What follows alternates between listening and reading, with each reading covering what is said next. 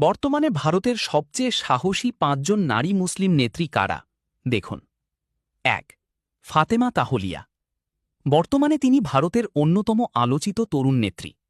২০২৬ সালের মে মাসে অনুষ্ঠিত কেরালা বিধানসভা নির্বাচনে তিনি ইন্ডিয়ান ইউনিয়ন মুসলিম লীগ থেকে প্রথম নারী বিধায়ক এমএলএ হিসেবে নির্বাচিত হয়ে ইতিহাস গড়েছেন। তিনি একজন আইনজীবী এবং কেরালায় মুসলিম নারীদের রাজনৈতিক ক্ষমতায়নে বড় কণ্ঠস্বর হিসেবে পরিচিত। ২. মেহবুবা মুফতি।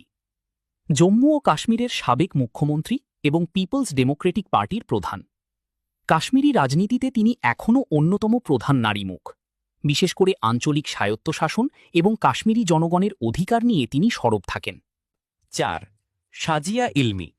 তিনি ভারতীয় জনতা পার্টির একজন পরিচিত মুখ এবং জাতীয় মুখপাত্র। সমাজকর্মী ও সাংবাদিকতা থেকে রাজনীতিতে আসা সাজিয়া ইলমি বিভিন্ন টেলিভিশন ডিবেটে দলের অবস্থান তুলে ধরেন। ৫. কানিজ ফাতেমা।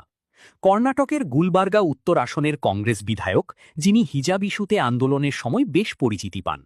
ভারতের রাজনীতিতে এই মুসলিম নারী নেত্রীর প্রভাব চোখে পড়ার মতো।